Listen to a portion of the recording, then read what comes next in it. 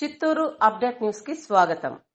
చిత్తూరు నగరం సీజీపల్లి వద్ద ఉన్న ప్యూర్ గాస్పల్ చర్చి నందు సోమవారం 20వ వార్షికోత్సవం ఘనంగా నిర్వహించారు.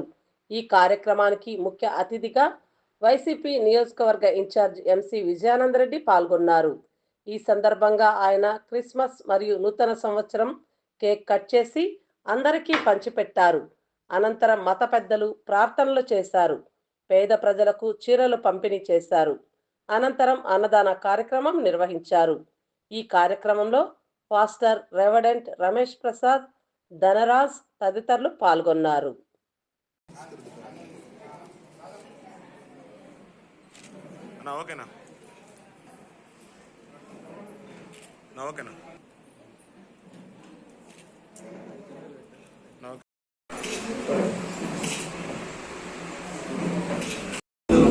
మన చిత్తూరు ముద్దు బిడ్డ, పేదలను ప్రేమిస్తూ పేదలకు చేతుడుగా ఉంటూ ఆదరిస్తున్న మన విజయానందరెడ్డి అయ్య గారిని మనం ప్రేమతో ఆహ్వానిస్తున్నాం.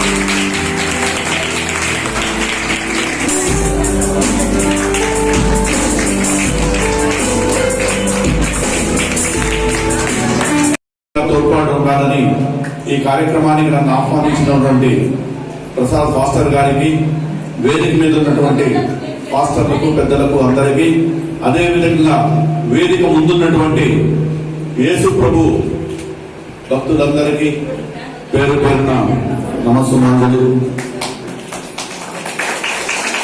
ప్రపంచంలో అత్యధిక మంది నమ్మే దేవుడు యేసు ప్రభు.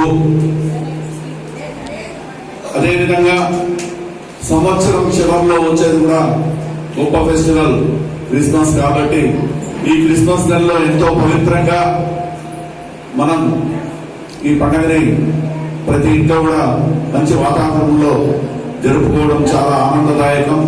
ఈ క్రిస్మస్ ముగిసినది కాబట్టి మీ అందరికీ కూడా ఆ భగవంతుడు ఆరోగ్యంగా, ఐశ్వర్యంగా, ఆనందంగా ఉండాలని కోరుకుంటూ వచ్చే సంవత్సరం క్రిస్మస్ మరింత గొప్పగా జరుపుకోవాలని, అదేవిధంగా మీ అందరికీ కూడా రాబోయే నూతన సంవత్సరానికి కూడా ప్రతి ఒక్కరికి కూడా శుభాకాంక్షలు తెలియజేసుకుంటున్నాను.